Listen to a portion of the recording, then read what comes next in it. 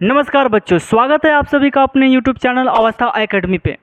तो वीडियो शुरू करने से पहले आपको इस वीडियो में बताने वाला हूं कि आज हम लोग किसके बारे में जानेंगे। तो आपने थंबनेल देख ही लिया होगा। तो महात्मा गांधी से जुड़ी आज उन सभी तथ्यों का विश्लेषण करेंगे, महात्मा गांधी से जुड़े उस सभी इम्पोर्टेंट्स बातों को जानेंगे जो क्लास 10th और क्लास 12th आर्ट्स वाले बच्चों के लिए भी काफ़ी है ना क्वेश्चन पूछे जाते हैं। और क्वेश्चन पूछे जाते हैं उससे पहले आप इनके डिटेल के बारे में पढ़िए, तभी आप सभी क्वेश्चन को अटेम्प्ट कर पाइएगा। तो चलिए वीडियो को शुरू करते हैं। जोरों से आए वो आंधी, जोरों से आए वो आंधी, मारे वो आंधी, और जो गुजरात की ज़मीन से निकल के आए उनका ही नाम है महात्मा गांधी। तो चलिए आज हम लोग जानने वाले हैं महात्मा गांधी के बारे में। दोस्तों, महात्मा गांधी का नाम महात्मा गांधी कैसे पड़ा? महात्मा गांधी का जो जन्म हुआ था वो हुआ था 2 अक्टूबर 1869 को। कहाँ हुआ था? तो गुजरात में हुआ था। गुजरात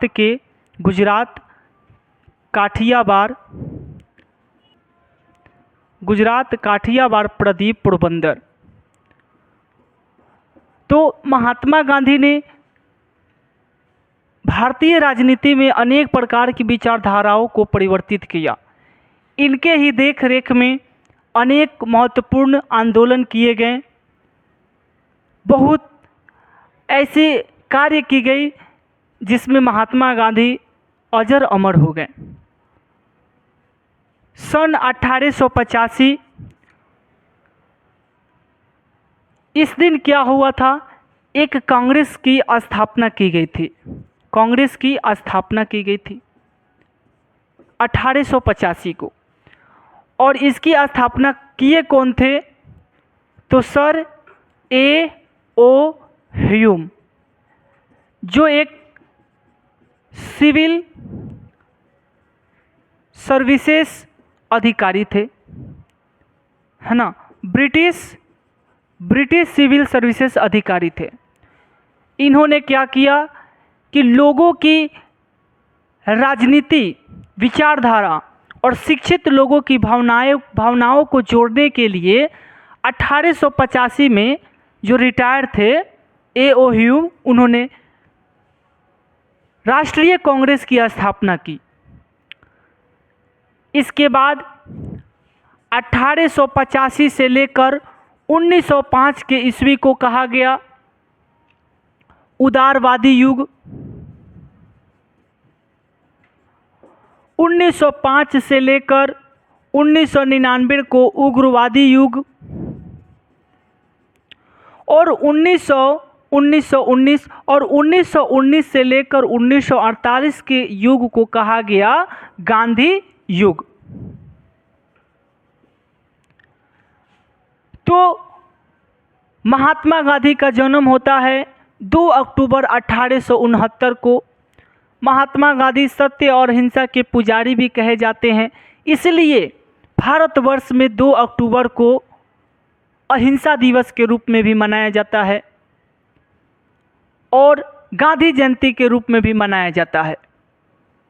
तो हम लोगों ने जाना कि महात्मा गांधी का जन्म 2 अक्टूबर 1869 को हुआ गुजरात काठियावाड़ प्रादीप पोरबंदर में। और इनका युग कब से शुरू होता है? तो 1919 से लेकर 1948 तक शुरू होता है, जिसको गांधी युग कहा गया। 1885 में कांग्रेस की स्थापना हुई तो 1905 तक उदारवादी युग रहा, 1905 से 1919 तक उग्रवादी युग रहा, और 1919 से 1948 को गांधी युग रहा, यानी गांधी युग कहा जाता है। और इन्हीं के बाद राजनीतिक ढांचा में परिवर्तन देखने को मिला। तो हम लोगों ने जाना 2 अक्टूबर 1869 को जन्म हुआ। इसके बाद जानते हैं कि इनके पिता कौन थे? तो इनके पिता थे करमचंद गांधी और माता थी पुतलीबाई। और माता कौन थी? पुतलीबाई। तो पिता करमचंद जो थे वो ब्रिटिश सरकार में एक दीवान का काम करते थे। जो प्रबंधन इलाका था उसमें कुछ देख रेख का काम करते थे। वहाँ एक जगह राजकोट भी था, वहाँ उन्होंने उस क्षेत्र को संभाले हुए था। और जैसे ही 2 अक्टूबर 1869 को जन्म होता है तो महात्मा गांधी का नाम रखा जाता है मोहनदास। इनके पुत्र कौन हुए? पुत्र हुए मोहनदास। तो इनके पिता के नाम पर ही मोहनदास करमचंद गांधी कहा जाता है। मोहनदास करमचंद गांधी के माता का नाम पुतलीबाई हुआ, जो बहुत धार्मिक विचार की थी, धर्म को मानने वाली थी, पतिव्रता भी थी, पति को भी मानने वाली थी। और मोहनदास करमचंद गांधी का जब जन्म हुआ 2 अक्टूबर 1869 को, तो इनका पूरा नाम रखा गया मोहनदास करमचंद गांधी। बच्चों, इसके बाद क्या हुआ कि मोहनदास का विवाह जो है मोहनदास करमचंद गांधी का बचपन में ही कर दिया जाता है। तो आप सोचेंगे कि बचपन में कैसे? तो बचपन में बाल विवाह थोड़ा वगैरह उस सब ज़माने में ज़्यादा चलता था। तो इनका विवाह पत्नी हुई कस्तूरबा गांधी। कस्तूरबा गांधी कब हुआ था? 1883 में। तो 1883 में कस्तूरबा गांधी से इनका विवाह हुआ। बचपन में शादी करने के बाद 1883 में शादी करने के बाद मोहनदास करमचंद गांधी 1883 में शादी किए कस्तूरबा गांधी से। और कस्तूरबा गांधी भी एक महान आंदोलनकारी थी, एक महान क्रांतिकारी थी। तो इनके बारे में जाने। अब जानते हैं कि महात्मा गांधी के कितने बेटे हुए। पुत्र की बात करें तो इनके 4 पुत्र हुए, मनीलाल, हरिलाल, रामदास, देवदास। महात्मा गांधी की बेटी कोई नहीं थी और इनके 4 पुत्र हुए, मनीलाल, हरिलाल, रामदास, देवदास। और 5वें पुत्र के तौर पर जमनालाल बजाज को वे मानते थे, पुकारते थे, क्योंकि जमनालाल बजाज महात्मा गांधी के काफ़ी करीब रहते थे।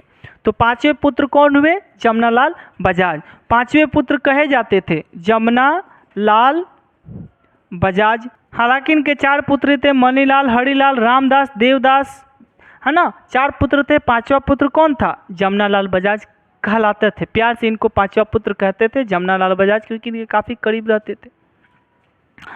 इसके बाद क्या हुआ कि ये राजनीति में भाग लिए।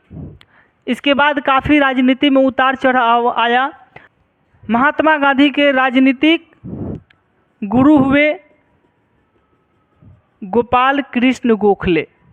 गोपाल कृष्ण गोखले इनके राजनीतिक गुरु हुए गोपाल कृष्ण गोखले।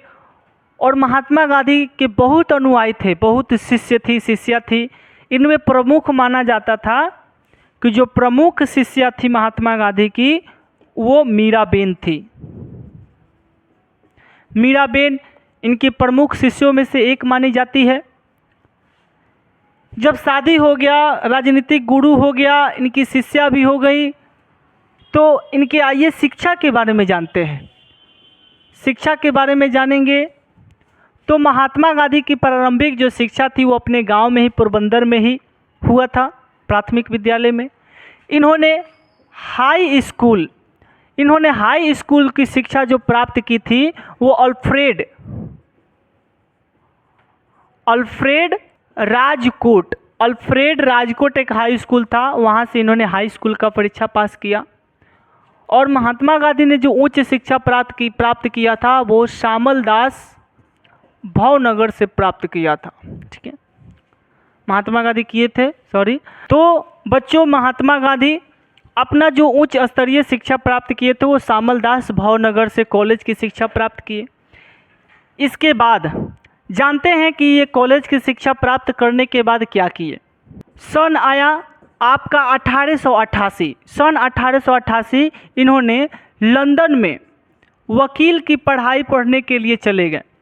1888 में ये लंदन गए। और जब ये लंदन वकील की पढ़ाई करने के लिए गए तो दोस्तों समझ सकते हो कि ये लंदन वही व्यक्ति जा सकता है जो संपन्न परिवार से हो। तो ये भी बनिए परिवार से थे महात्मा गांधी, और इनके पिता अच्छे खासे परिवार से आते थे, है ना। ऐसा नहीं कि इन्हें खाने या पीने में कोई दिक्कत था। उच्च स्तर तक ले अपना उस स्तर तक ले जीवन यापन वे कर सकते थे। तो 1888 में ये लंदन वकील का पढ़ाई पढ़ने के लिए गए, और जो लंदन जाकर वकील का पढ़ाई पढ़ता है, डिग्री लेता है, उसे बैरिस्टर कहा जाता है। तो ये बैरिस्टर बनकर लंदन से 1891 ईस्वी में आए। 1891 ईस्वी में ये लंदन से भारत वापस आए, और 1891 में जब भारत वापस आए तो इन्हें भी बहुत सफलता और असफलता से गुजरना पड़ा। और इनकी माँ से ये प्रेरणा मिली थी कि कोई भी काम छोटा या बड़ा नहीं होता, या कोई भी काम करो तो उसे पूरा करके ही छोड़ो। महात्मा गांधी जब 1891 में लंदन से भारत आए तो ये गुजरात के ही जितने भी छोटे बड़े कोर्ट थे वे उसमें वकील का काम किए। कभी उन्हें अच्छा केस मिलता, कभी बुरा केस मिलता।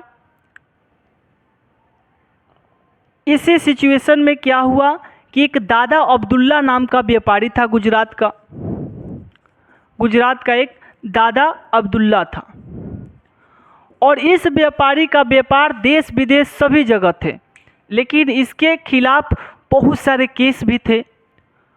और इसी के केस के लड़ने के लिए, इन्हीं के केस को लड़ने के लिए महात्मा गांधी दादा अब्दुल्ला की केस की सुनवाई के लिए, केस लड़ने के लिए, केस की तारीख को देखते हुए केस की जो भी सुनवाई थी, एक दक्षिण अफ्रीका का केस था इनका, दक्षिण अफ्रीका। दादा अब्दुल्ला की केस की वकालत के लिए ये दक्षिण अफ्रीका जाते हैं 1893 ईस्वी में। और ध्यान रखेंगे कि 1893 में स्वामी विवेकानंद भी गए थे, लेकिन स्वामी विवेकानंद गए थे अमेरिका धर्म सम्मेलन में भाग लेने के लिए शिकागो, और महात्मा गांधी गए थे दक्षिण अफ्रीका दादा अब्दुल्ला की केस की सुनवाई के लिए, केस की वकालत करने के लिए। तो दक्षिण अफ्रीका 1893 में गए तो एक जगह पड़ता है, ये सफ़र कर रहे थे डरबन से प्रिटोरिया। ये डरबन से एक प्रिटोरिया जगह सफ़र कर रहे थे। उस सफ़र में क्या हुआ, इस ट्रेन के सफ़र में क्या हुआ कि महात्मा गांधी के साथ दुर्व्यवहार किया गया। इनके पास फर्स्ट क्लास की टिकट थी ट्रेन में बैठने के लिए, लेकिन उस समय दक्षिण अफ्रीका में कुछ नियम कानून लागू किए गए थे कि कोई भी भारतीय हो, अगर उसके पास कोई भी फर्स्ट क्लास की टिकट भी होगी तो उसे फर्स्ट क्लास के डिब्बे में, फर्स्ट क्लास की श्रेणी में नहीं बैठानी है। महात्मा गांधी को ये बात नहीं पता था, ये फर्स्ट क्लास की श्रेणी में बैठे थे। तो एक जगह था जिसका नाम था सेंट पीटर मारिट्सबर्ग। ये एक जगह था सेंट पीटर मारिट्सबर्ग। इस जगह पर डरबन से प्रिटोरिया यात्रा के क्रम में सेंट पीटर मारिट्सबर्ग में इनको फर्स्ट क्लास की टिकट, है ना, फर्स्ट श्रेणी का टिकट होते हुए भी इन्हें उस ट्रेन से उतार दिया गया। क्यों उतार दिया गया? क्योंकि दक्षिण अफ्रीका भारतीयों को काला लोग कहकर पुकारते थे, ब्लैक पीपल। महात्मा गांधी को बहुत बड़ा झटका लगा। Mahatma Gandhi Saint Peter Maritzburg में उतरकर बहुत दुखी हुए, और यहीं से इन्होंने ठाना कि मैं जब तक ले दक्षिण अफ्रीका के भारतीयों को न्याय नहीं दिला देता हूँ तब तक यहाँ से मैं नहीं जाऊँगा। और सेंट पीटरबर्ग मारिट्सबर्ग में उतरकर महात्मा गांधी ने यहाँ से आंदोलन शुरू करना, दक्षिण अफ्रीका में शुरू करना, ये शुरू कर दिए। महात्मा गांधी मानते थे कि जो ब्रिटिश हुकूमत है, दक्षिण अफ्रीका में ब्रिटिश हुकूमत भी था, क्योंकि दक्षिण अफ्रीका में वहाँ से ब्रिटिश हुकूमत का शासन था उस समय। और वे मानते थे कि जब तक मैं यहाँ के भारतीयों को न्याय न दिला दूँ तब तक यहाँ से नहीं जाऊँगा। और इन्होंने खुद दक्षिण अफ्रीका में भारतीयों का नेतृत्व किया और यहाँ दक्षिण अफ्रीका में महात्मा गांधी 1 वर्ष के लिए रहे थे। ठीक है, तो महात्मा गांधी भारतीयों का नेतृत्व खुद किया और इसी क्रम में 1894 में महात्मा गांधी ने नटाल आश्रम की स्थापना कर दी। इसी क्रम में महात्मा गांधी ने 1894 में नटाल आश्रम की स्थापना की कि जितने भी भारतीय शोषित सताए हैं मैं उसका नेतृत्व करूंगा और उसकी देखरेख करूंगा। इसके बाद महात्मा गांधी ने एक और आश्रम की स्थापना की, फिनिक्स आश्रम। और इसी क्रम में महात्मा गांधी ने डरबन में महात्मा गांधी ने फिनिक्स आश्रम की स्थापना की, फिनिक्स आश्रम की स्थापना की। इसके बाद जब फिनिक्स आश्रम की स्थापना किए तो महात्मा गांधी ने यहीं से इंडियन ओपिनियन नामक पत्रिका निकालना शुरू किया और यहीं से महात्मा गांधी ने पहली बार सत्याग्रह शब्द का प्रयोग किया था। इंडियन ओपिनियन पत्रिका महात्मा गांधी ने 1903 में लिखा और लिखने के क्रम में महात्मा गांधी ने 1906 में पहली बार सत्याग्रह का शब्द का प्रयोग किया था। सत्याग्रह का अर्थ होता है कि सत्य के लिए किया गया आग्रह। महात्मा गांधी को पता था कि अगर सत्य, जो चीज़ सत्य है और उसके लिए लड़ा जाए तो वो सत्य साबित होती है, अवश्य जीत मिलती है।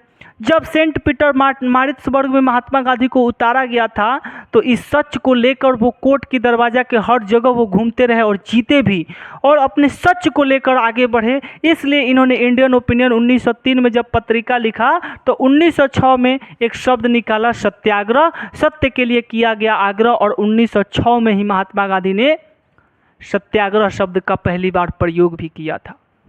और यह जो प्रयोग किया गया था वो वहाँ की जुलू जनजाति के लिए किया गया था। जो दक्षिण अफ्रीका की एक जुलू जनजाति थी उन लोगों के लिए सत्याग्रह शब्द का प्रयोग किया गया था। इसके बाद महात्मा गांधी 1910 में टॉलस्टॉय आश्रम की स्थापना किए, उसके बाद क्या हुआ, महात्मा गांधी 1908 में कई बार जेल भी गए और 1909 के क्रम में इन्होंने हिंद स्वराज नामक पुस्तक की रचना भी की। तो 1910 में टॉलस्टॉय आश्रम की स्थापना किए, 1908 में जेल गए और 1906 में हिंद स्वराज पुस्तक की रचना की। इसी क्रम में उनके राजनीतिक गुरु गोपाल कृष्ण गोखले भी कई बार दक्षिण अफ्रीका आए और इनसे मिले, इनका मनोबल बढ़ाए। अंततः इतनी लड़ाई लड़ने के बाद दक्षिण अफ्रीका में एक कानून पास हुआ जिसका कानून का नाम था इंडियन रिलीफ एक्ट 1914। और इस एक्ट के तहत दक्षिण अफ्रीका के भारतीयों को उनका अधिकार, उनका कानून मिला वहाँ पर स्वतंत्र रूप से रहने का, स्वतंत्र रूप से बात करने का। जब महात्मा गांधी नहीं गए थे दक्षिण अफ्रीका तो वहाँ के लोगों को पहचान पत्र रखना पड़ता था कि ये इंडियन है, ये काले हैं, और इनके साथ किए गए दुर्व्यवहार के कारण महात्मा गांधी जब दक्षिण अफ्रीका गए तो बहुत सारी लड़ाई लड़े। महात्मा गांधी दक्षिण अफ्रीका में 21 वर्ष तक रहे थे। जब इनके बारे में पढ़ेंगे तो महात्मा गांधी लगभग आपको ले लीजिए कि 1893 में गए और 1915 में भारत वापस आए और वहाँ पर महात्मा गांधी 21 वर्ष रहकर दक्षिण अफ्रीका में भारतीयों के लिए लड़ाई लड़े। 1893 में गए और 1915 में भारत वापसी इनकी हुई। जब ये भारत वापस आए 9 जनवरी 1915 को, तो ये मुंबई के अपोलो बंदरगाह पर इनका भव्य स्वागत किया गया। ठीक है, मुंबई के अपोलो बंदरगाह पर महात्मा गांधी का भव्य स्वागत किया गया और इसी के क्रम में 9 जनवरी को प्रत्येक साल भारत में प्रवासी दिवस भी मनाया जाता है। महात्मा गांधी जैसे ही 1915 में भारत आए और आते ही इन्होंने कांग्रेस ज्वाइन किया और कांग्रेस ज्वाइन होते ही महात्मा गांधी का राजनीतिक दौर जो कहा जाएगा 1915 से 1948 ये भारत का राजनीतिक दौर है 1915 से 1948 गांधी युग, जो भारतीय गांधी युग के नाम से जानी जाती है 1915 से 1948। तो इस प्रकार महात्मा गांधी जब आए, इनका भव्य स्वागत हुआ, तो इन्होंने विदेशी पहनावा, जो लंदन में पढ़ने के लिए इन्होंने अपने विदेशी पहनावा को पहना था लंदन में बैरिस्टर की पढ़ाई के लिए, उन सभी वेशभूषा को त्यागा और यहीं से लाठी, चश्मा और धोती पहनना शुरू किए 1915 में। तो नेक्स्ट पार्ट में हम लोग पढ़ेंगे कि महात्मा गांधी का 1915 से 1948 में कौन कौन से आंदोलन, कौन कौन सा युग, कौन कौन सा बातें हुई, है ना। नेक्स्ट वीडियो में ज़रूर पढ़ेंगे, देखना मत भूलिएगा। जय हिंद।